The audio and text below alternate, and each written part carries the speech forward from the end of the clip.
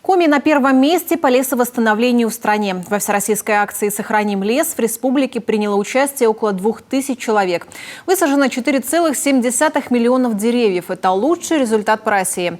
О работе отрасли в 2022 и планах на текущий год в ходе часа с министром в Общественной палате региона рассказала министр природных ресурсов и охраны окружающей среды Екатерина Киселевич.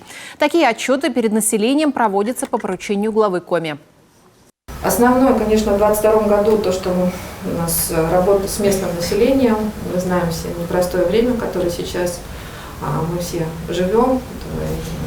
Это и санкции, и то, что у нас экспорт, конечно. Все это отражается на работе малого и среднего бизнеса. И здесь мы предприняли меры поддержки определенные. Нас правительство поддержало, выделили необходимое финансирование для отвода лесосек на 3 года, чтобы мы увеличили количество лесосек. С августа прошлого года министерству перешли полномочия по обращению с ТКО. За это время Коми вышла из красной зоны по исполнению показателей нацпроекта «Экология» в части обращения с отходами.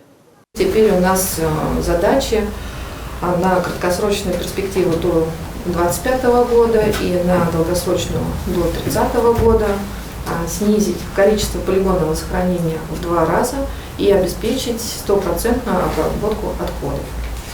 Мы утвердили план основных мероприятий, я часто говорю, мероприятий на наших совместных, в том числе в последнее время.